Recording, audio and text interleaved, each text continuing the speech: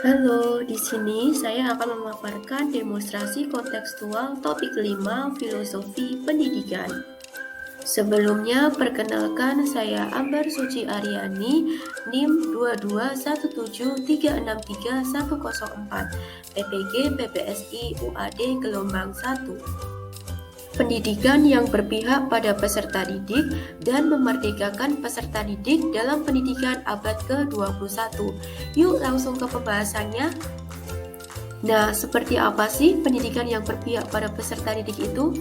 Pendidikan yang berpihak pada peserta didik merupakan pendidikan yang menuntun tumbuhnya potensi-potensi minat, bakat, serta sesuai dengan kodrat alam dan kodrat zaman. Pendidikan yang berpihak pada peserta didik menekankan pada minat, kebutuhan, dan kemampuan individu, menghadirkan model dan metode belajar yang menggali motivasi untuk membangun habit anak menjadi pembelajar sejati, serta selalu ingin tahu terhadap informasi dan pengetahuan. Kemudian ada beberapa karakteristik pendidikan yang berpihak pada peserta didik. Yang pertama, manusia merdeka.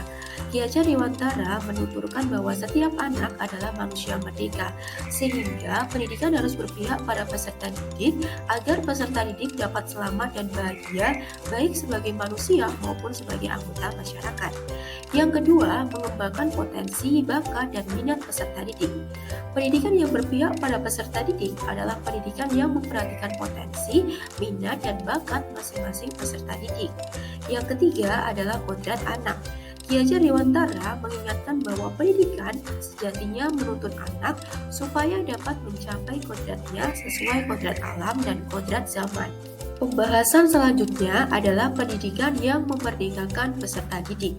Nah, pendidikan yang memerdekakan adalah proses pendidikan yang menuntun peserta didik dalam mengembangkan potensi-potensi positif yang ada dengan dilandasi adanya kebebasan dalam berekspresi ataupun bereksplorasi potensi-potensi tersebut.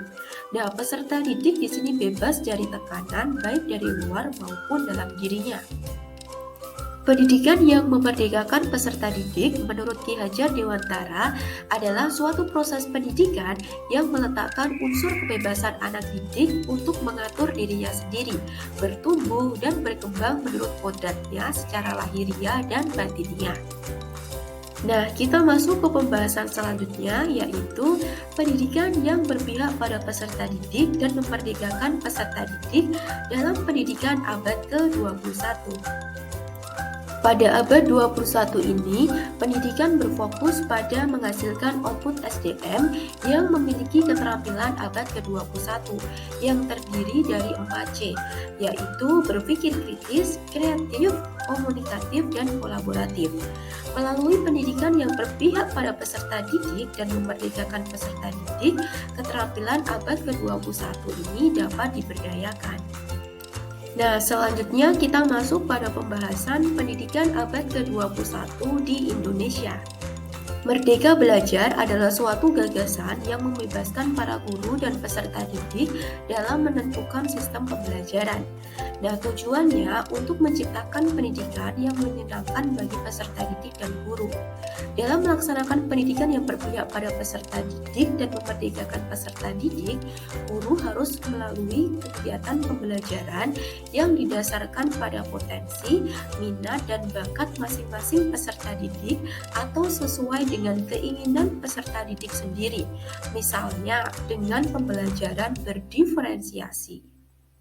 Dalam kurikulum Merdeka juga terdapat profil pelajar Pancasila.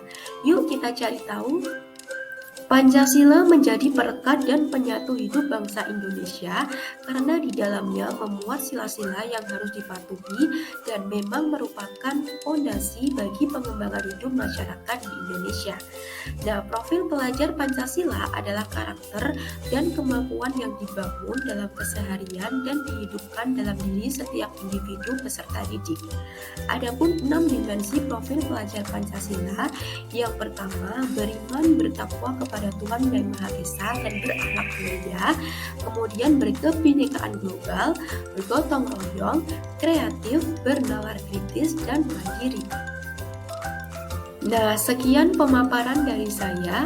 Apabila terdapat kesalahan, saya mohon maaf. Terima kasih, semoga bermanfaat.